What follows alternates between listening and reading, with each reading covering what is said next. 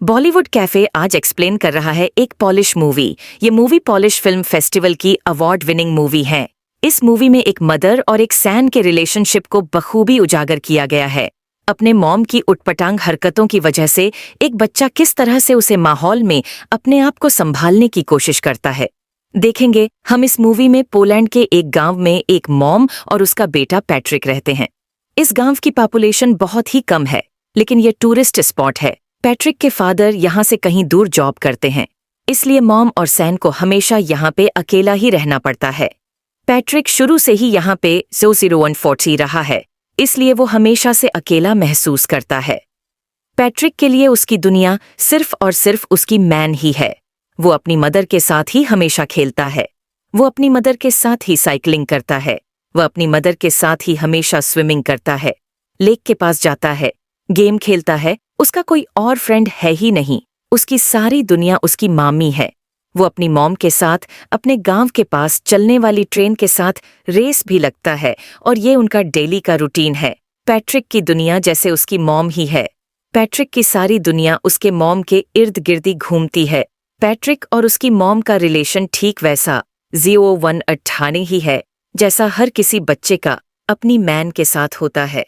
वात्सल्य से भरा और प्यार से भरपूर। इस रिलेशनशिप में किसी और की कोई जगह नहीं थी। लेकिन पैट्रिक की जिंदगी में खलबली तब मच गई जब इस गांव में आसपास के सभी लोग समर वेकेशन की वजह से अपने बच्चों को लेकर पिकनिक मनाने लगे और अपना समर वेकेशन व्यतीत करने के लिए यहाँ पर रुकने लगे।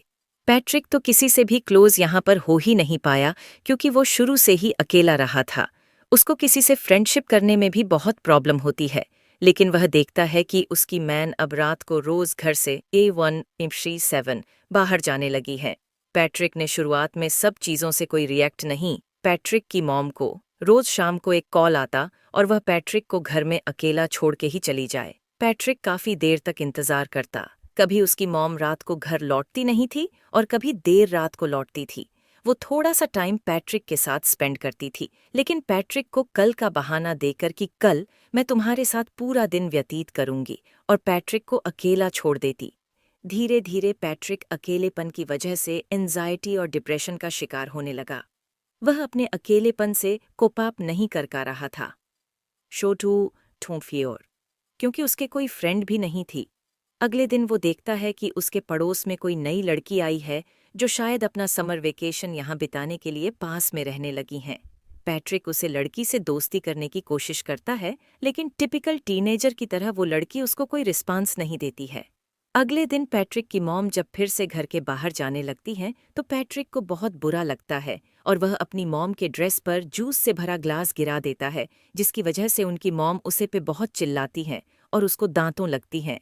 वो उसके मैन की हालत ईओथ्रीन डैन नहीं समझ पा रही थी कि वो अंदर से कितना अकेला फुल कर रहा है, लेकिन जैसे उसको कोई फर्क ही नहीं पड़ता, वो अपनी ड्रेस चेंज करके फिर से शाम को अपने बॉयफ्रेंड से मिलने के लिए निकल जाती हैं। पैट्रिक अपनी मॉम का पीछा करता है। वो देखता है कि कहाँ जाती हैं।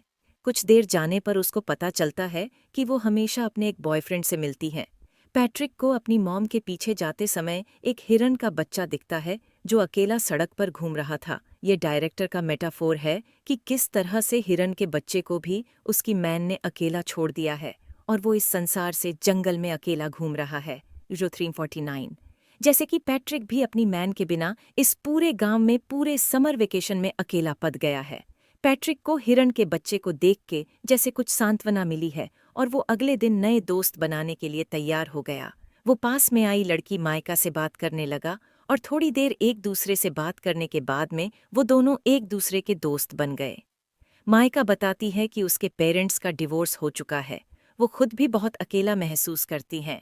अब माइका और पैट्रिक में काफ़ी दोस्ती हो जाती है और अब पैट्रिक वह सारी एक्टिविटीज़ जो अपनी मैन के साथ किया करता था, साइकिलिंग करना 0427, स्विमिंग करना और लेक के पास बैठ के टाइम स्पेंड करना, ये सारी चीज़ अब वो माइका के साथ करने लगा। उसको माइका के साथ अब मज़ा आने लगा और अब वो अपने लोनलीनेस को और एंजाइटी को थोड़ा कम कर सकता है और अपना पेन माइका के साथ शेयर कर सकता है। उसको अभी अपने मॉम की कमी कम करने लगी थी। अगले दिन पैट्रिक के घर पर वह लेडी आती है जिसके हस्बैंड के साथ पैट्रिक की मॉम का अफेयर चल रहा होता है। वह पैट्रिक को तो कुछ का नहीं पाती है और उसकी मॉम उसके घर पे नहीं होती है। तो अकेली नेट की। वह बहुत रोटी है। पैट्रिक बॉय की तरह उसको कुछ खाने को देता है। उसी 0507 शाम को पैट्रिक के डेड का कॉल आता है और पैट्रिक की मॉम उसके दांत से बात करते हैं। तो पैट्रिक की मॉम पैट्रिक को कहती हैं कि तुम अपने दांत को मेरे अफेयर के बारे में कुछ नहीं बताओगे। मैं तुम्हें वार्न करती हूँ। वो उससे कसम लेती है कि तुम अपने दांत को मेरे अफेयर के बारे में कुछ नहीं बताओगे। पैट्रिक कसम देता है कि मैं अपने दांत को आपके अफेयर के बारे में कुछ नहीं बताऊंगा। पैट्रिक को लगा कि ये बात मानने से उसकी मॉम उसके साथ ज्यादा टाइम स्पेंड करेगी, लेकिन उसकी मॉम को कोई फर्क नहीं पड़ने वाला था। पैट्रिक अब